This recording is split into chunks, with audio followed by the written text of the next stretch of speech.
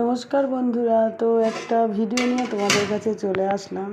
আমি রান্না করেছি আজকে বাসন্তী পোলাও। তো ভিডিওটা আমি পুরোপুরি ভালো করে দেখাতে পারলাম না, পরে আমি করে দেখাবো। তো যেটুকুনি আমি তুলতে পেরেছি সেটাই তোমাদের সাথে শেয়ার করছি। তো গোটা গরম মশলা, পেঁয়াজ, দারচিনি সব ফোড়ন দিয়ে দিয়েছি এটা ঘিয়ের মধ্যেই।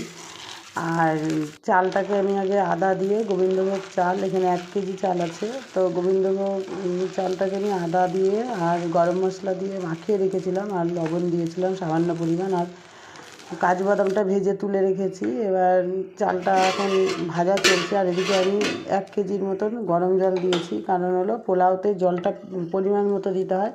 তো 1 কেজি চালে আমি 1 কেজি জল দিয়েছি, 1 লিটার। তো আমার জলটা ফুটে যাওয়ার পরে আমি দিয়ে মানে হাঁড়িতে দিয়ে দিয়েছি চালটাকে ফ্রাই করে নিয়েছিলাম ঘিয়ে।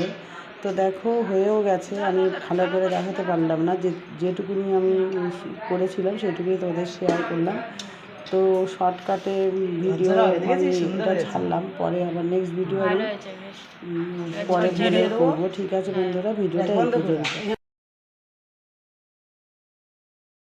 সবাইকে দিয়ে দিই। দাঁড়া, ওর আগে ভিডিও ফটোটা তুলে নি।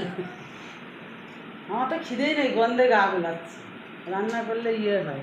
আমার এই ভিডিওটা ভালো হয়েছে, আমিও তো একটা হলে তোকেও দিতে পারবো। আমার ফোনে করছিস? তোর ফোনেই তো এটা। দেখ কত সুন্দর ভিডিও করে দিয়েছি। তুই একটা একটা করে বলতে পারবি কি কি ছিল কি না।